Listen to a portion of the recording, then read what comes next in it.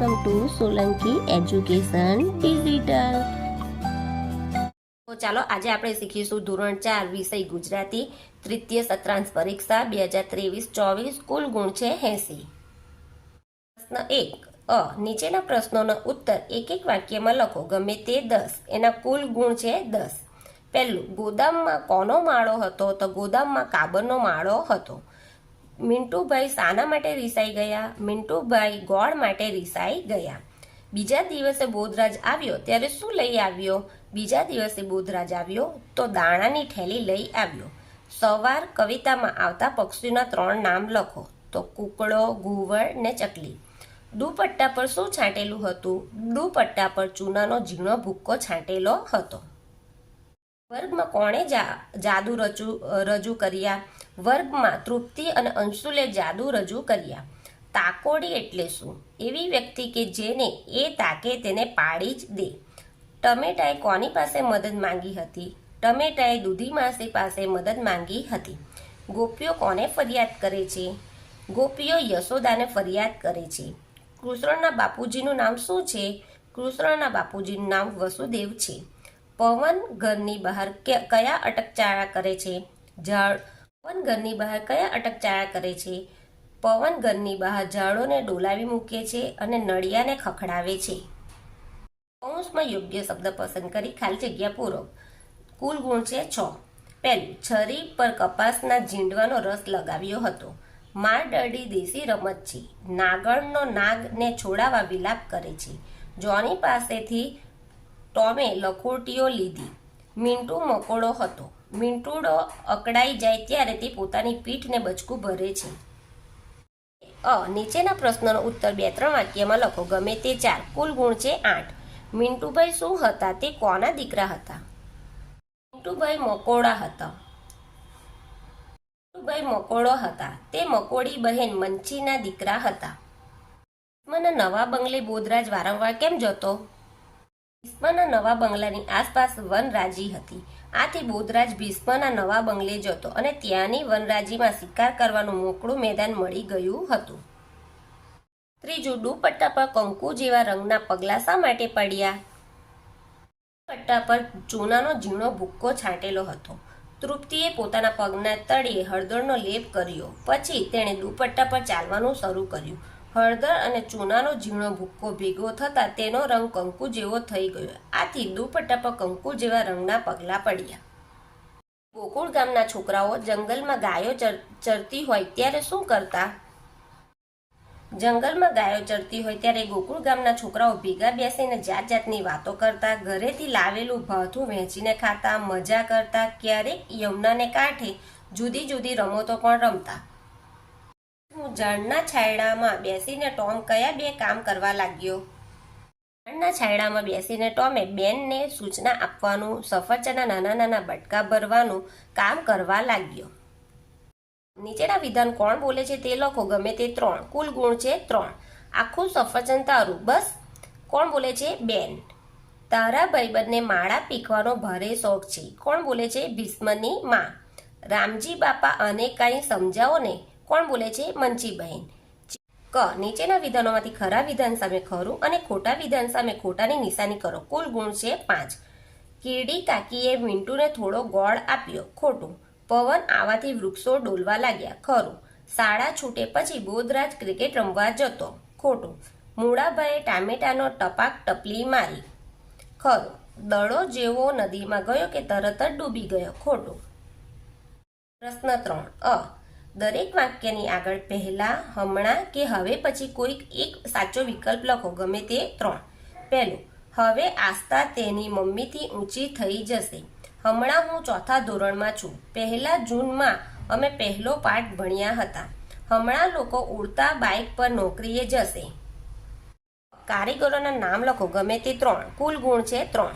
નોકર તો નોકરાણી, દરજી તો દરજણ, શેઠ શેઠે તો શેઠાણી, ઘાંચી તો ઘાંચણ। નીચેની કાવ્ય પંક્તિ પૂર્ણ કરો। કુલ ગુણ છે 4। બા બેઠી હતી, હું છું ખખી બાવો, એટલે અહીંયા નથી આવતું તો હું નોટમાં લખી બતાવીશ। બા બેઠી હતી રસોઈ કરવા, લઈ એ પણનો લાહવો, જટા બનાવી ભભૂત લગાવી, બચું બન્યો ત્યાં બાવો। બમ બમ બમ બમ ભોલા અલખ નિરંજન હું છું ખાખી બાવો. આપેલા શબ્દ સમૂહ માટે છે કે એક વસ્તુ કે વ્યક્તિ માટે છે તે પાડેલા નામ છે તે લખો. તો સમૂહ માટે શું આવશે? જુડો, જાન, થોકડી. ને એક વસ્તુ વ્યક્તિ માટે ગાય, છોકરી અને ઘર. લગભગ સરખા શબ્દ લખો. ગમે તે 3. કુલ ગુણ છે 3. સરપાવ એટલે ઇનામ, ગાયબ તો ગુમ, જડ તરત, ચરણ પગ. 4 અ તબિયત સારી ન હોવાથી શાળામાં આવી શકાય તેમ નથી તે દર્શાવતો પત્ર તમારા વર્ગ શિક્ષકને લખો. કુલ ગુણ છે 6. શરૂઆતમાં આપણે આપણું એડ્રેસ લખીશું. ક્રિસ બી સોલંકી, 3A દશેરા કોલોની, સુરત. તારીખ છે 5/4/2024.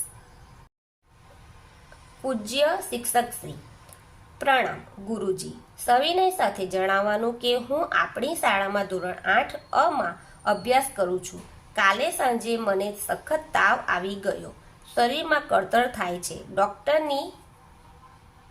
ડોક્ટરની દવા લીધી છે. તેમણે 5 દિવસનો આરામ કરવાની સલાહ આપી છે. આથી હું તારીખ 11/4/2024 સુધી શાળાએ આવી શકું તેમ નથી.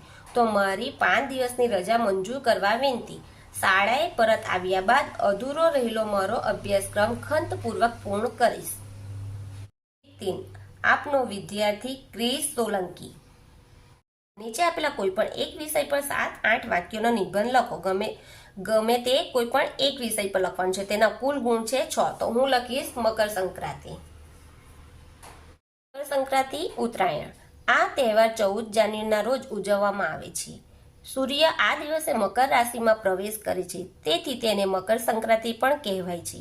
આ દિવસ અગાઉથી જ બાળકો તેમજ તમામ ચાહકો પતંગ અને દોરાની ખરીદી કરે છે. ઉત્તરાયણના દિવસે લોકો પતંગ ઉડાવે છે. વિવિધ રંગોના પતંગો આકાશમાં ઉડે ત્યારે તે ખૂબ જ સરસ લાગે છે. લોકો આ દિવસે હેપી મકર સંક્રાંતિની એકબીજાને શુભેચ્છા પાઠવે છે. વિવિધ રંગોના પતંગો આકાશમાં ઉડે ત્યારે તે ખૂબ જ સરસ લાગે છે. તે વસંત ઋતુના આગમનને દર્શાવે છે. ઉત્તરાયણની મજા લંબાવવા માટે 15મી જાન્યુઆરીના દિવસે વાસી ઉત્તરાયણ ઉજવાય છે. આ દિવસે આકાશ રંગબેરંગી પતંગોથી છવાઈ જાય છે. યોગ્ય શબ્દ મૂકી ખાલી જગ્યા પૂરો. ગમે તે 4. કુલ ગુણ છે 4. કેમ કે, પણ, તેથી, પરંતુ, અથવા. સાંજે હું મેદાનમાં હોઉં અથવા નદી કિનારે ફરતો હોઉં. દાદા ગુસ્સે થાય પણ કદી મારે નહીં. પવન જોરદાર છે, તેથી પતંગ ચગાવવાની મજા પડશે. હવે વધારે વાંચવું પડશે કેમ કે પરીક્ષા નજીક આવી રહી છે. મારે તો રમવું જ હતું, પરંતુ બાપુજીએ પરાણે ભણવા બેસાડ્યો. 5 અ ઠંડી કવિતાના શબ્દનો ઉપયોગ કરી ખાલી જગ્યા પૂરો. કુલ ગુણ છે 4. ગમે તે 4. સુરત ફ્રીજ, દૂધી, સડક ને ઘારી. સુરતની ઘારી ખૂબ વખણાય છે. ઉનાળામાં ડાંબરની સડક પર ચાલવું અઘરું છે. ટામેટાએ બારીમાંથી સુરત જોયો. મારા મામાના લગ્નમાં દૂધીનો હલવો બનાવ્યો હતો. ફ્રીજનો દરવાજો વારંવાર ખોલવાથી લાઇટ બિલ વધારે આવે. સાચી જોડણીવાળો શબ્દ શોધીને લખો. ગમે તે 3. કુલ ગુણ છે 3. કયો આવશે? વિલાપ. પછી શાક, સમડી,